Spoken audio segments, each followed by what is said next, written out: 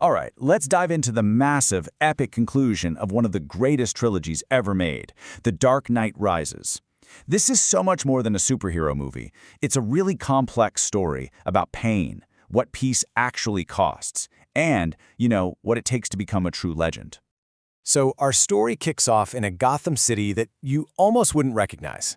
I mean, for 8 straight years, it's been quiet. The streets are clean, organized crime is basically a thing of the past.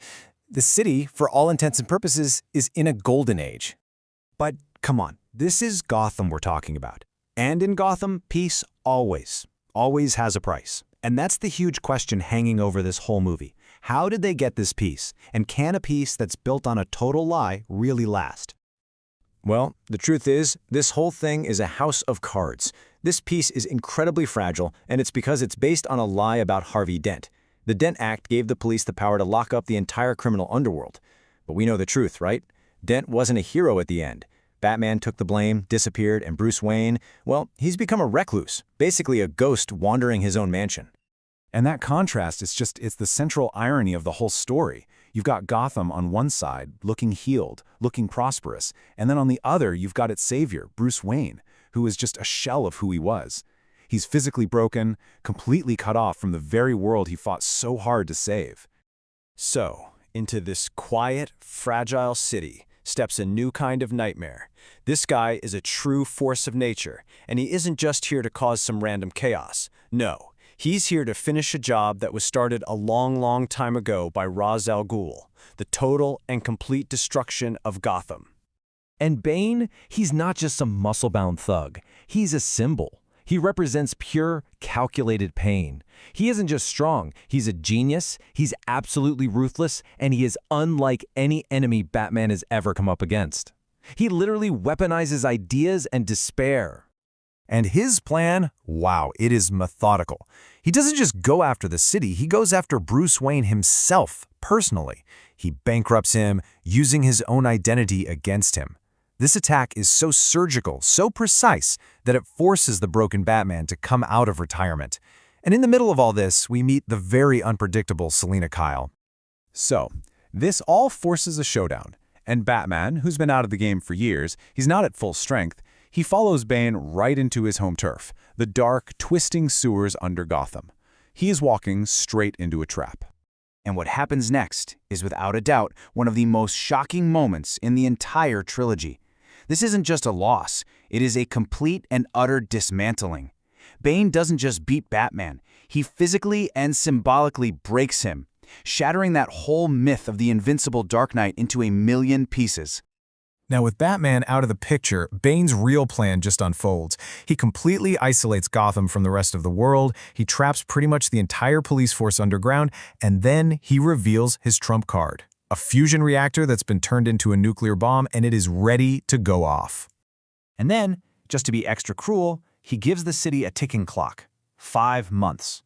He gives the bomb's detonator to a random citizen, creating this twisted illusion of hope, while the city just falls apart into total anarchy.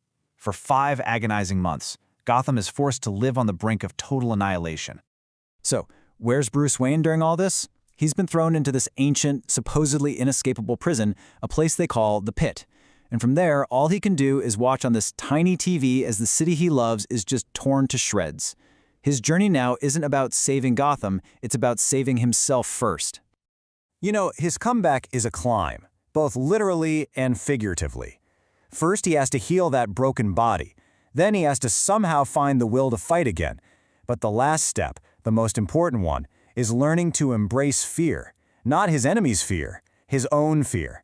He has to use it as fuel to finally make that climb. And he does it.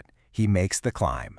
A reborn Batman returns to a Gotham that has pretty much given up all hope.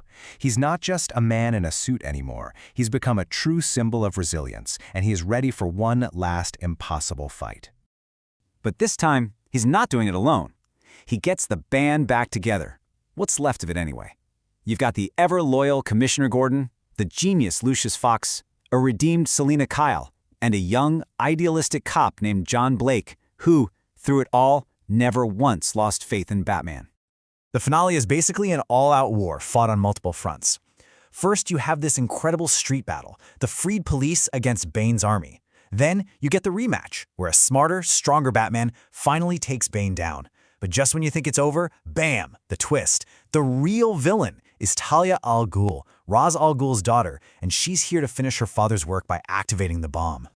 As the clock ticks down, Batman's entire legacy really boils down to this one simple idea. He reminds Gordon of the day they first met, proving that the symbol is what matters most, that a hero can be anyone, even a man just doing something as simple as putting a coat around a little boy's shoulders to let him know the world hadn't ended. And in his last moment, he becomes that ideal. With no time left, he attaches the bomb to the bat and flies it far out over the bay. The city is saved. But its hero, it seems, sacrifices himself in a blinding flash of light. When you really look at it, this whole story was always about something bigger.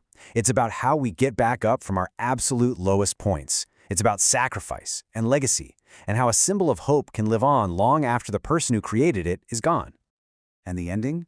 It's really a new beginning for everybody. Bruce Wayne finally finds peace, escaping the prison of Gotham to live a normal life with Selina. Alfred, bless him, finally gets to see his wish for Bruce come true.